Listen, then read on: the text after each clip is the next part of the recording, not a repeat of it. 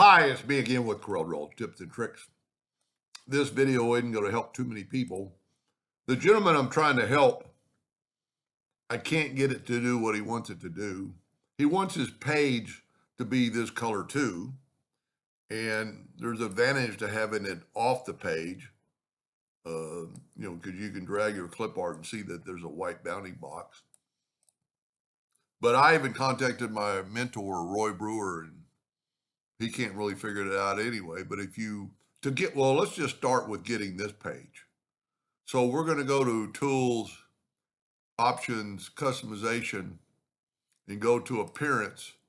And you can see I've got the desktop set on a light gray. And then you just say OK. And then, of course, to say that, you would go to Tools and save as default. But we can't get that to work on the page. So if you double click on the page, you can do the background and we can make it a solid color. And I've tried everything. I've even tried save as default right here and check everything and then say OK. And it works.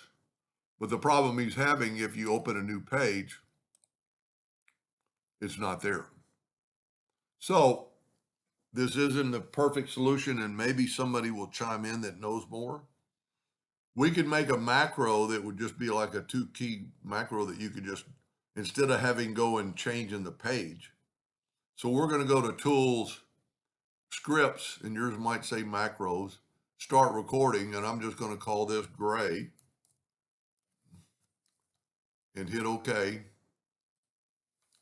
And I'm recording now. So the only way I can get it to work is to double click on the rectangle tool, and I put a rectangle around it, make it gray, and then take away the rectangle and go to Tools, Scripts, and stop recording. So if we go to a new page now, you can see it's white again.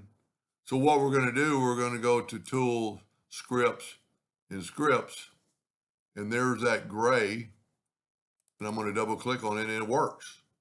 So let's right click on it and make it a keyboard stroke, and you could call it anything you want. I've already made mine alternate G. So all you would do is type in alternate D right there. When you hit assign, it'll go up there and then just say OK. And so when we open a new page, all I have to do is go alternate G and it made the page gray. I would maybe change the color to a lesser gray or a light yellow, for that one reason that you could see your clip art. Let's get back to that page that I had the clip art on. And if we alternate G for gray, of course, it's on front of the page, but you would have bring your clip art in later and we'll go right there. Now, the reason I took away the rectangle is because I draw a hairline. And if you did this on a laser, you wouldn't want it to cut. That's the only solution I can find. But I would really appreciate if somebody would chime in and if they know because we've tried everything. I've tried doing that and going up the tools and saving as default, but it still doesn't work. Anyway, hope that helps somebody a little bit. Thank you for watching.